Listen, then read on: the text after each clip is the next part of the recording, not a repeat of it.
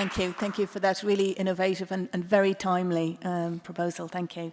Our last speaker is presenting on Skype again, and it's Professor Sujayadi from Indonesia.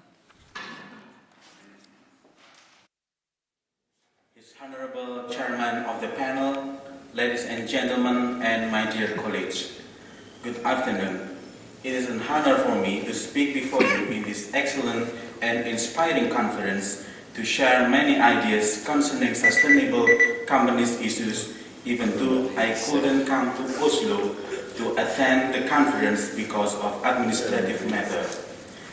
However, I believe that it is not a really matter today because I still can deliver my ideas in the virtue of information technology.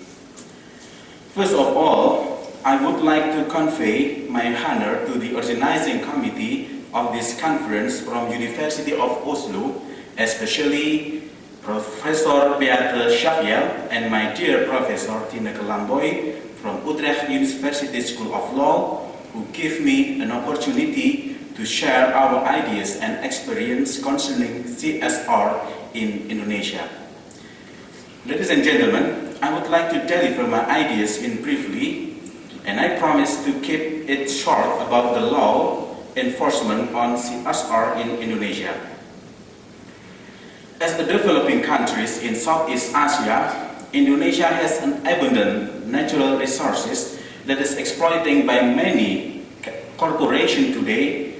It means that Indonesia facing a risk of environment damages and of course social conflict between companies and the communities. The government as well as the lawmakers look into the potency of CSR to be an instrument to minimize such risks. Therefore, in 2007, the Indonesian lawmakers enacted Investment Act and Limited Liability Company Act, which integrating CSR companies as companies' legal obligation. Two issues I will discuss in this forum are: what is the nature of CSR provision in Investment and Limited Liability Company Act in Indonesia? And the second, what kind of law enforcement if there is any violations against such provision? Ladies and gentlemen, I would like to address the first issue. CSR in Investment Act is set out in the Article 15b, in which it provides that every investor shall have obligation to implement corporate social responsibility. I give emphasis on the use of word shall, in which it has a meaning that the provision is a mandatory obligation for the investors. However, the Investment Act is quiet on the sanction when the investor do not comply with such obligation. Then, in Limited Liability Act, the CSR provision mainly provided in Article 74, paragraph 1, in which it provides that companies doing business in the field of and or in relation to natural resources must put into practice environmental and social responsibility.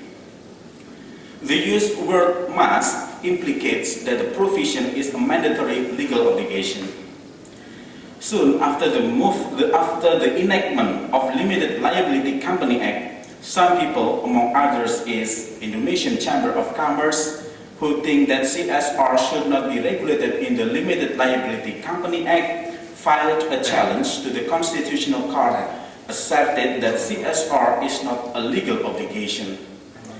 However, the Constitutional Court in its final judgment confirms that CSR is a legal obligation and it is in accordance to the Indonesian constitutional law. Then the debate goes into what kind of sanction that can be imposed to the companies which do not comply with CSR obligation. Unfortunately, ladies and gentlemen, the provision regarding the sanctions to the companies which do not comply with CSR obligation as provided in the government regulation is unclear. The common interpretation in here is that the company should be sanctioned in accordance to the law in which the company may violate. For example, if there is a company in its operation may result chemical substances and pollute the river, then the company must be sanctioned in accordance to the environmental law.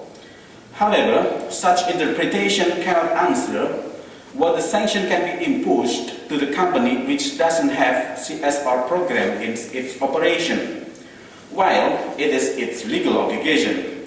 Such interpretation may also negate the intention of the lawmakers to bring CSR from moral obligation to legal obligation by framing CSR into statutory law. Ladies and gentlemen, some of you may think that my point of view is too positivism. Some of you may think that my point of view is too conservative, and I believe that some of you may think that my point of view is an old-fashioned in the legal doctrine. However, ladies and gentlemen, the Indonesian lawmakers have dragged CSR as moral obligation into legal obligation by framing it to the statutory codification, and there should be legal consequences. Once it is framed as a legal obligation, the law enforcement agency should make sure that the law shall be obeyed. Law always comes along with sanctions. It is a coercive power to make sure the obedience of the people toward the law.